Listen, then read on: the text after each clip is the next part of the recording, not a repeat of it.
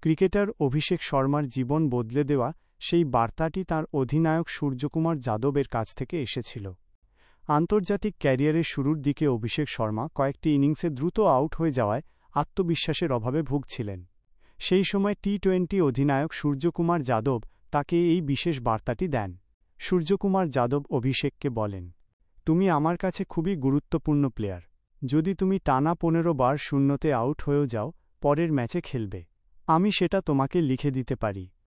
অধিনায়কের কাছ থেকে এমন অকুণ্ঠ সমর্থন ও আস্থা পাওয়ার পর অভিষেকের মানসিকতা সম্পূর্ণ বদলে যায়।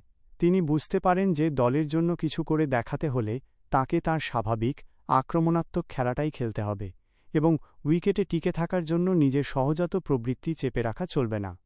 এই সমর্থনই তাঁকে নির্ভয়ে খেলার সাহস যোগায় এবং তিনি পরবর্তীকালে দুর্দান্ত পারফরম্যান্স করতে শুরু করেন, যার ফলস্বরূপ তিনি এশিয়া কাপে প্লেয়ার অব দ্য টুর্নামেন্ট এর পুরস্কারও জেতেন।